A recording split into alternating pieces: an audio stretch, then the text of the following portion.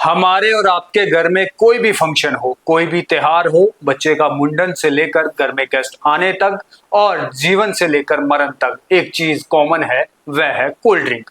Cold drink हमारे हर function में, हर सुख में, हर दुख में जो है वो काम आती है। और आजकल गेस्ट अगर घर में आए, मेहमान आए, कहीं रिश्ते लेकर जाएं, ज्यादा गर्मी लग जाए तो हमें एक ही ड्रिंक का नाम याद आता है, वह है कोल्ड ड्रिंक। लेकिन क्या आप जानते हैं कि कोल्ड ड्रिंक संसद में यानी कि पार्लियामेंट के भीतर बैन है।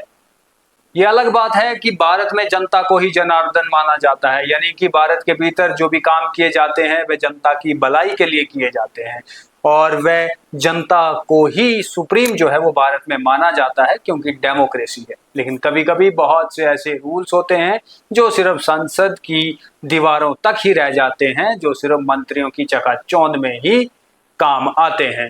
आपको बता दें कि भारत की सांसद यानी कि पार्लियामेंट के भीतर कोल्ड ड्रिंक बैन है। तो सवाल ये उठता है कि अगर भारत की सांसद में कोल्ड ड्रिंक बैन है तो फिर बाहर क्यों मिल रही है?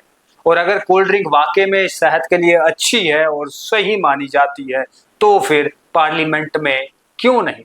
ये खबर जब मैंने भी पढ़ी, इसके पीछे जानने की कोशिश की, तो बहुत सी चीजें जो है वो सामने आए, ताकि जो हमारे एमपीज हैं जब वह सांसद के भीतर बैठेंगे और सांसद के भीतर बैठकर जब वह रूल्स बनाएंगे, चर्चाएं करेंगे कि जनता की भलाई किस तरीके से की जानी चाहिए, क्या कानून होना चाहिए, कैसे हम उनकी जिंदगी को खुशहाल रखें, ये जब वह सोचते हैं तो इन सोचने के बीच में कोई चीज उन्हें हार्म ना कर जाए, कोई चीज उन्हें नुकसान ना पहुंचाए, तो उस चिंतन और मंथन के लिए कोल्ड ड्रिंक अगर वह पिएंगे तो वह उनका स्वास्थ्य खराब हो सकता है, उन्हें नुकसान हो सकता है। इसीलिए सांसद के भीतर कोल्ड ड्रिंक बैन है। लेकिन आम जनता का क्या? चलिए इसमें जो है वो बातचीत करते हैं। आपको ले चलते हैं साल 2003 में। आप में से बहुत से लोग जानते भी होंगे, लेकिन बहुत से लोगों को मुझे यकीन है कि मेरी इस खबर के बाद पता लगेगा कि क्या ये बात सच है। और मुझे यकीन है कि आप मेरी खबर देखने के बाद गूगल पे सर्च भी करेंगे कि जो मैं कह रहा हूं उसके भीतर कितनी सच्चाई है। तो आपको बता दें कि साल 2003 में जब अटल बिहारी वाजपेयी की सरकार थी, उस समय ये फैसला लिया गया था कि कोल्ड ड्रिंक जो है वो सांसद के भीतर बैन की जाए। और ये फैसला सरकार ने नहीं लिया था, बल्कि वहां पर जो कैटरिंग वाले थे, वहां पर जो फूड वाले थे, उन्होंने ये फैसला लिया था कि भारत की सांसद के भीतर कोल्ड ड्रिंक बैन कर दी जाएगी। लेकिन ये फैसला क्यों लिया गया, इसके पीछे का क्या कारण है? तो आपको बता दें कि साल 2023 में कोका कोला को लेकर जो है काफी बड़ी कंट्रोवर्सी हो गई थी और जिन पर लगातार ये आरोप लगा था कि वह पेस्टिसाइड का ज्यादा इस्तेमाल जो है वो कोल्ड ड्रिंक के भीतर कर रहे हैं, जिसके कारण कहीं ना कहीं जो है वह स्वास्थ्य के लिए ये कोल्ड ड्रिंक पीना बेहद ज्यादा हानिकारक है। तो साल 2023 में उस समय पार्लियामेंट के भीतर जो फूड कैटरिंग वाले थे, उन्होंने ये फैसला लिया कि हमारी यहाँ पर पार्लियामेंट के भीतर जो भी, चाहे वह कैफेटेरिया हैं, खाने की कोई भी कैंटीन जो पार्लियामेंट के भीतर है, वहां पर कोल्ड ड्रिंक नहीं मिलेगा। और साल 2023 से आज साल 2026 चल रहा है, तो अभी तक वहां पर ये बैन है। एक बार फिर आपको बता दूं कि ये फैसला सरकार ने नहीं लिया था, बल्कि जो कैटरिंग वाले वहां पर थे और जो फूड वाले वहां पर थे, जो कैंटीन जो पार्लियामेंट के भीतर जो है वह खाने देने का काम करते हैं, उनकी तरफ से ये फैसला लिया गया था।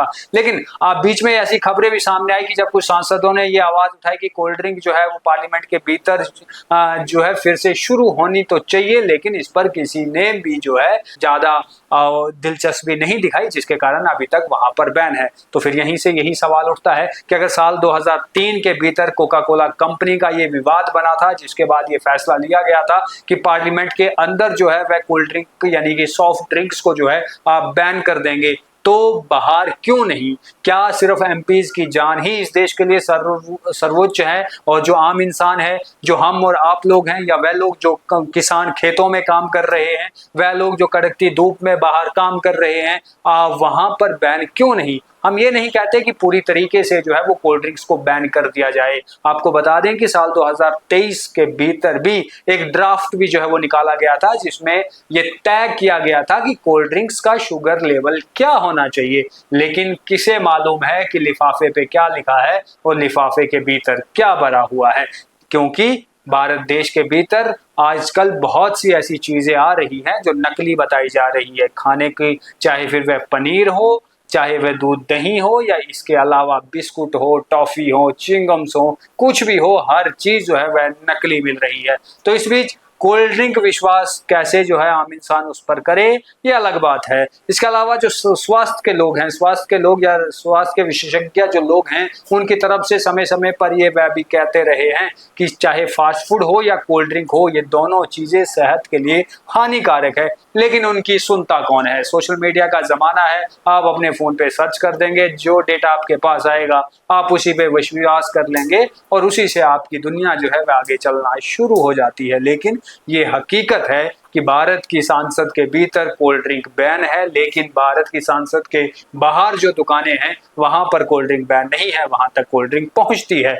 इतना ही नहीं, चाहे फिर वह स्कूलों के बाहर, अस्पतालों के बाहर दुकानें या छोटे छोटे जो है वहां पर रेडियां लगी हो, वहां पर आपको आसानी से कोल्ड ड्रिंक मुहैया हो जाती है, लेकिन सांसद के भीतर नहीं। और सांसद के भीतर आप लेकर भी नहीं जा सकते, आप बाहर से अपने साथ में भी नहीं लेकर जा सकते हैं, क्योंकि वहां पूरी तरीके से प्रतिबंध लगा हुआ है। आपको बता दें कि साल 2018 में ब्रिटेन में ने जो है एक फैसला लिया था, क्योंकि जब हम इस स्टोरी पर सर्च कर रहे थे तो हमने सोचा कि अगर भारत में विवाद 2003 में उठा था तो क्या इसके अलावा बाकी किसी देशों में ये चीजें बैन है। लेकिन ब्रिटेन के भीतर साल 2018 में फैसला लिया गया था कि कोई भी लिक्विड फॉर्म में जो भी सॉफ्ट ड्रिंक्स मिलती है उन पर टैक्स लगाया हुआ है, और टैक्स किस हिसाब से?